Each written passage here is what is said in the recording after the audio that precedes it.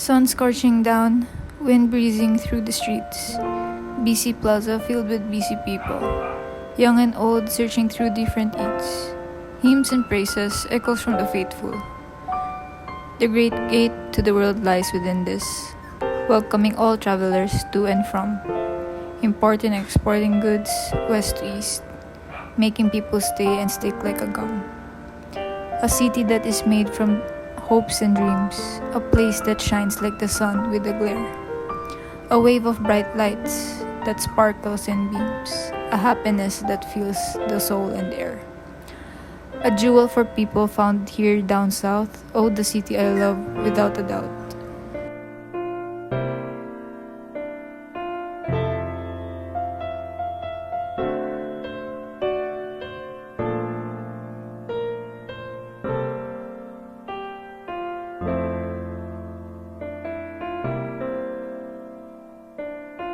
The goal for this intervention is to provide a space that will connect users to nature spiritually and emotionally, to design a program that leans towards self-love, self-care, and self-improvement, to create a sense of adventure within the community, to develop an adaptive and sustainable design that will cater the needs of the users and environment. And for the objective is to design a recreational park that promotes inclusivity, universality, and creativity. Create relevant programs to the primary users by considering their daily routines and habits, designing spaces that are multifunctional, and also take advantage of advanced technology as a design strategy.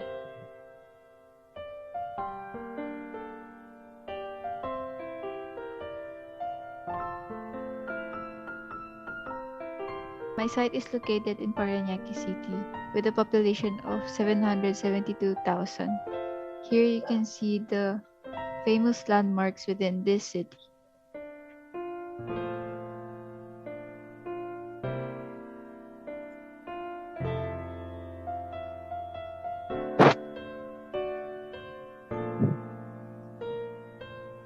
Here is a mesosite analysis of the site that illustrates the distance of the site from the distinct landmarks in the village.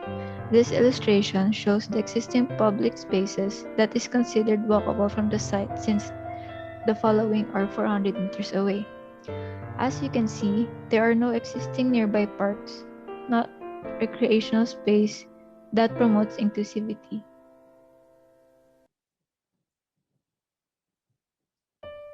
The site is a vacant corner lot that is 26 by 17 meters wide, which is equivalent to 442 square meters. The space it occupies is big enough for a recreational space. The site is near the village chapel, the clubhouse, and entrance to the sub-villages. Since it is near public spaces, it is familiar to the residences, accessible, safe, and can be easily maintained in the future. It is along the main street of the village, which also connects other three nearby villages. The main road intersects with a sub-street that is often quiet because both ends of the street are gated. Both roads are two-way. Typical vehicles that pass by are private and public vehicles, specifically tricycles, motorcycles, and bicycles. Below is the existing pedestrian circulation in the site. The existing sidewalks are not consistent, which is why the flow of people are not smooth as well. There will always be people in the site since it is the main pathway in going in and out of the village. The presence of the people somehow increases the safety of the site. This is the sun path for the site. The sun rises at the east and sets at the west. The afternoon sun is located a little bit angled to the south. The existing residential buildings located at the south and east part of the site helps in shading the site from the afternoon sun.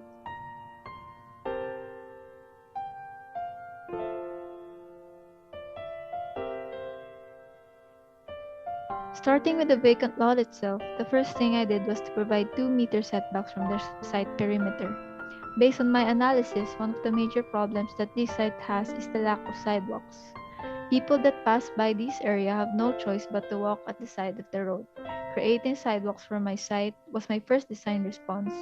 It is one way of giving the people a sense of security, and that is by considering the comfort of the users. Lacking sidewalks means lacking priority towards the people. Therefore, it can be considered that it is a car-centric community.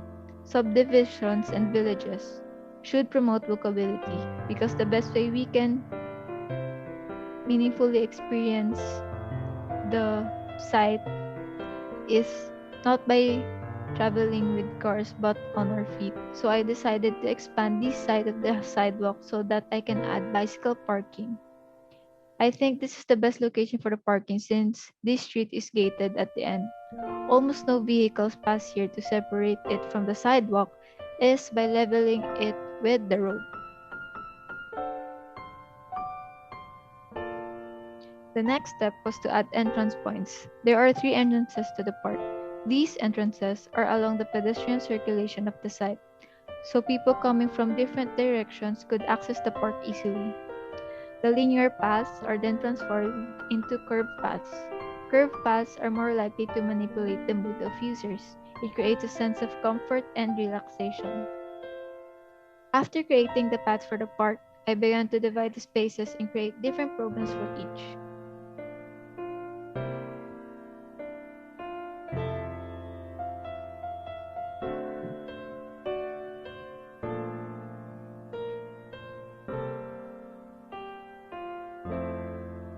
The sidewalks are located adjacent to the existing roads.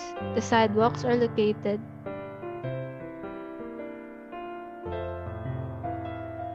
The sidewalks are located adjacent to the existing roads, which are along the typical circulation of the pedestrians. It is beside the picnic area so that people using the space will be able to observe the surroundings outside and inside the park. Beside the picnic area is the outdoor gym. It is intended for big physical activities like working out and intended to cater teenagers and adults. We also have a playground at the very corner of the site so that it is away from the intersecting roads, which is high risk for children to play to.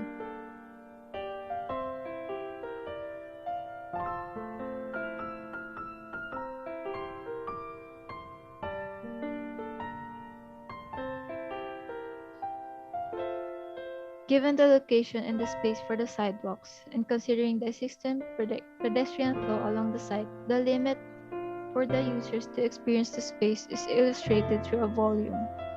The width of the sidewalk is roughly 2 meters wide in the north side and 1.5 meters wide in the east side, excluding the size of the bicycle parking.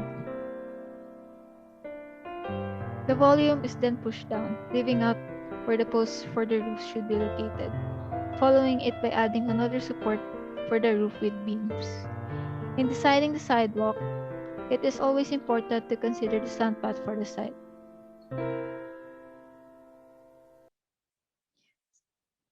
Since the site has no existing trees, heat is one of its major problems as well.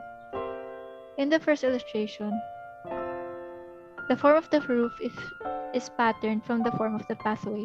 The roof then is specified with the polycarbonate roofing for lightweight constructions.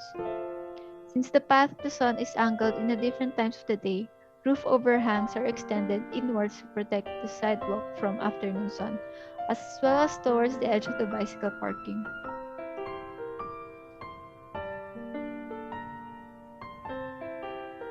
This is the final model for the proposed sidewalk, and it shows its connection with the site.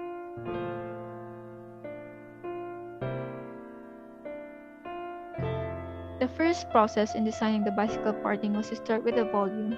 This volume represents the limits of the experience of the users with the space. Removing the front face of the volume illustrates where the access would be, which is along the existing vehicular traffic flow of the site. Since the roof for the sidewalk extends towards the edge of the bicycle parking, there is no need for another roof to cover it.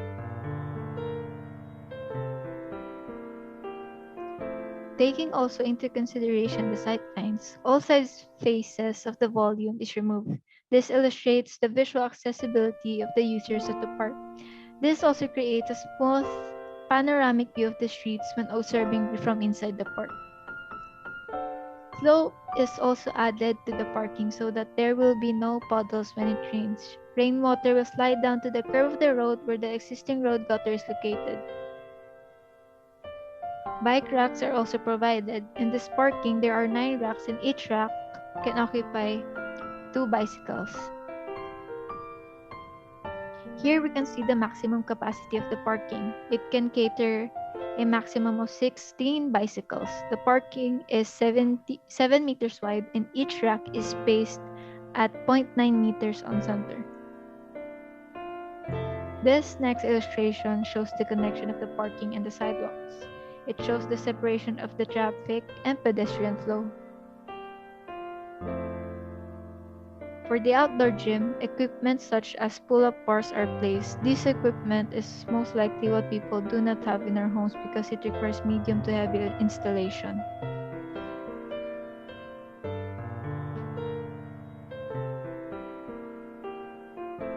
The space for the playground is equipped with 2 seesaws and swing set that accommodates 4 people. These equipments are transferred from the existing playground located in the village clubhouse that is underutilized and neglected. An extra space is retained and made available for children to run and play freely. This playground is not just intended to cater children but also adults as well.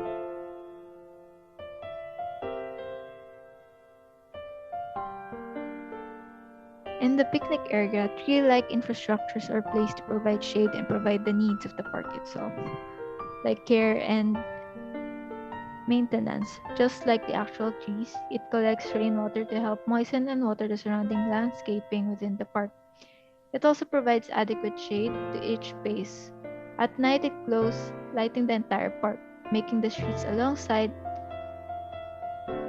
visually accessible.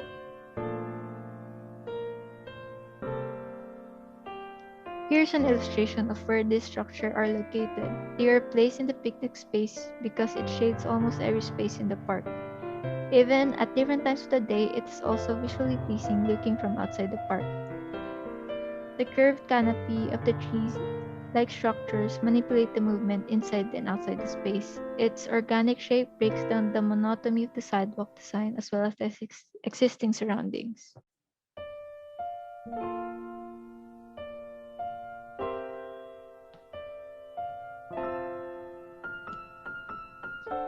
The setbacks at the south and west side of the park will be for vegetation. I specified bamboo trees because these trees are natural noise barriers. Noises inside the park due to children playing and other physical activities will be blocked by the large bamboos. Take note that bamboos are easily maintained and grows faster than any other tree. It also gives off a calming ambience for the park.